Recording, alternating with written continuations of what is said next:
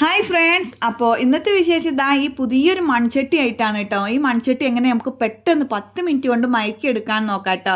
ഞാൻ വെള്ളം ഉപയോഗിച്ചിട്ടാണ് ഇത് മയക്കി എടുക്കണത്.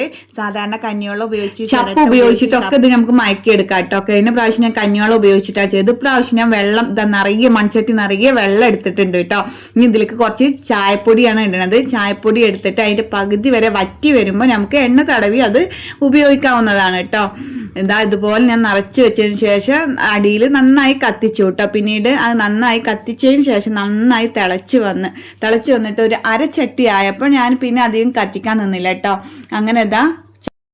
അങ്ങനെ നമ്മുടെ തേയില വെള്ളം ഇതാ നന്നായി തിളച്ച് അരച്ചട്ടിയായിട്ട് വറ്റി വന്നിട്ടുണ്ട്. അത് ഞാനൊരു പാത്രത്തിലേക്ക് മാറ്റി കിട്ടോ. സിങ്കിൽ അങ്ങനെ തിളച്ച വെള്ളം ഒഴിക്കാൻ പാടില്ല. അപ്പോൾ വേറൊരു പാത്രത്തിലേക്ക് മാറ്റി എന്നിട്ട് നല്ലതാ ഇതുപോലെ അത് വെള്ളം മാറ്റിയ ഉടനെ നമ്മുടെ ചട്ടി ഒന്ന് നല്ല ഡ്രൈ ആവും കേട്ടോ. അപ്പോൾ അതിലേക്ക് ഇതുപോലെ എണ്ണ നന്നായി തടവി കൊടുത്തതിന് ശേഷം നമുക്ക് കഴുകി ഉപയോഗിക്കാവുന്നതാണ് കേട്ടോ. വളരെ എളുപ്പത്തിലാണ്. ഇഷ്ടമായ എല്ലാവരും ലൈക്ക് ചെയ്യാനും ഷെയർ ചെയ്യാനും സബ് ചെയ്യാനും മറക്കല്ലേ.